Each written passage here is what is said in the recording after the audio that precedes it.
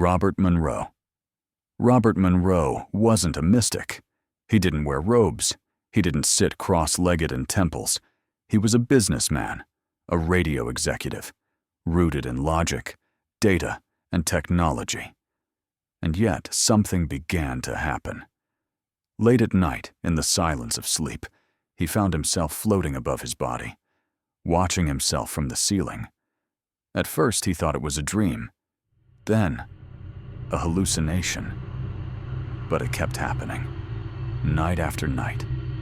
And slowly, he realized he was still conscious, fully aware, just free.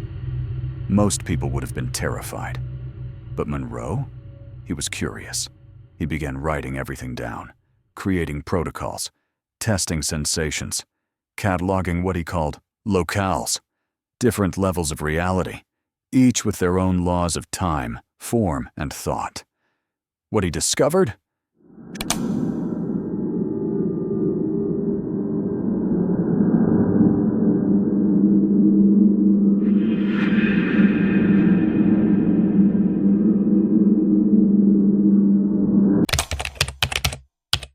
Shattered everything we think we know about existence. He wasn't dreaming. He wasn't hallucinating. He was leaving the body and entering something else. A place without gravity, without language, without fear. You are more than your physical body, he wrote. You are capable of experiencing much more than you have been taught. Soon, others joined him. Scientists, doctors, military personnel. People who had nothing to gain from fantasy, but everything to gain from truth. And then, the CIA stepped in. They called it the Gateway Experience, a classified program designed to explore altered states of consciousness, remote viewing, and reality-bending techniques that could give the US an edge in the Cold War. But what they found went far beyond war. Declassified in 2003, the Gateway documents read like a sci-fi novel, but they're real, and they describe a universe where time and space are holographic projections, and the mind is the true interface. The Monroe Institute developed specific sounds, binaural beats, that synchronize the brain into altered states, states where the self expands and identity dissolves. They taught people to separate from their bodies, to access higher realms of consciousness, to retrieve knowledge, to communicate without words. Modern science now backs what Monroe intuited decades ago. Quantum physics shows time is not linear. Neuroscience proves the brain can create vivid conscious experiences without sensory input. Philosophy suggests reality might be a simulation or projection. Alan Watts once said, "You are an aperture through which the universe is looking at and exploring itself." So, what if it's true? What if time is not a river, but a dimension you can step in and out of? What if you're not in the universe, but the universe is inside you? Time and space aren't constants. They're constructs. Your consciousness doesn't age. Your soul doesn't decay. The now you're experiencing is just one slice of infinite potential. This is why Monroe could see the future, revisit the past, and visit places he had never seen, yet somehow knew.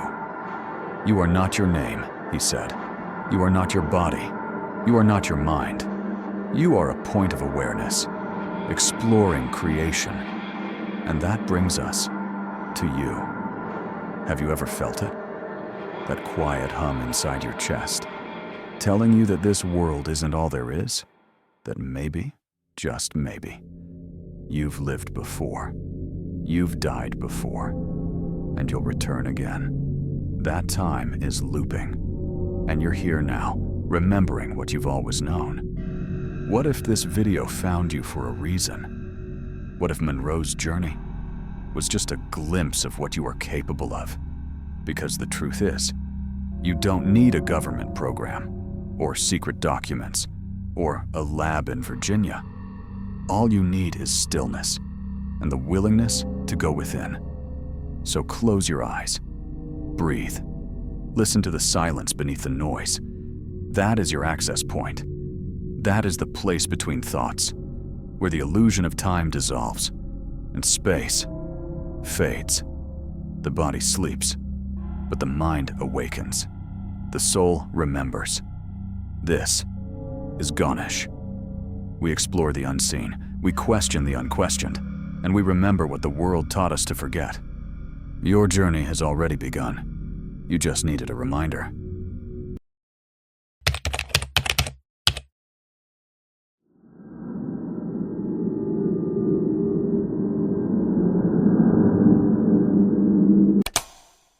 Monroe didn't stop at out-of-body experiences. He mapped what he called focus levels, each one a step away from physical reality and a step closer to the core of consciousness. Focus 10, mind awake, body asleep. Focus 15, no time. Focus 21, the bridge to other realities. Focus 27, the reception center for souls after death. He claimed to meet beings, guides, entities, some human, some far from it. But none of them looked like gods. They looked familiar, like fragments of ourselves. The universe, he wrote, is populated by ourselves in different forms. Monroe explored what we fear the most, death, not from the outside, but from the inside. He described souls who didn't know they had died, still looping through memories, trapped by emotions, bound to places they once loved or feared.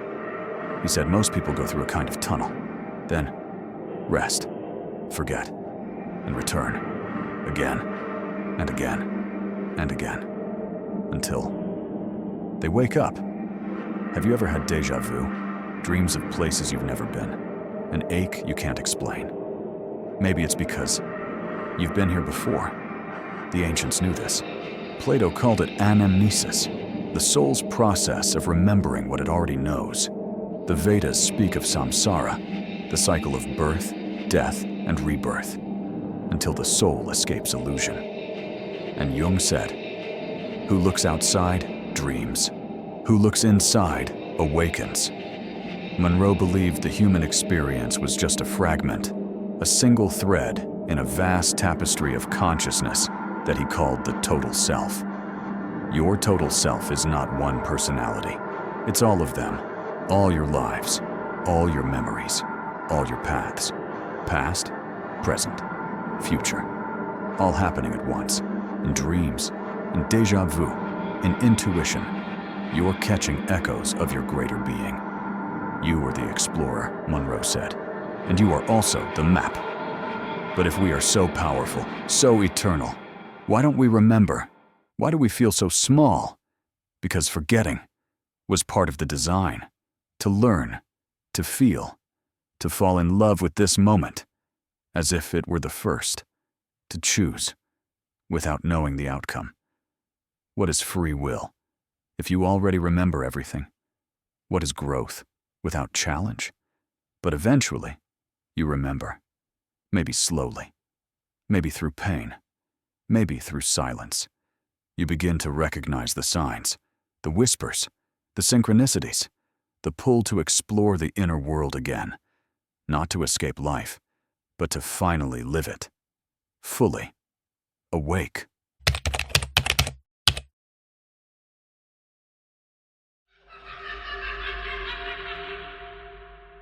Unchained. So here's the truth. You were never just a body. You were never just this one name or this one life. You are the awareness behind all lives, the actor, the stage, and the audience. When the body ends, you don't disappear. You shift, like changing frequencies on a radio. The signal continues. The song evolves. And one day, you'll return to the source, not as a student, but as light remembering itself. This is why you're here. Not just to survive, but to awaken, to see beyond the veil, to walk through the illusion, to remember the self that never dies. You are not lost. You are becoming. Welcome to garnish, where the forgotten becomes known, where silence speaks, and where your soul comes home.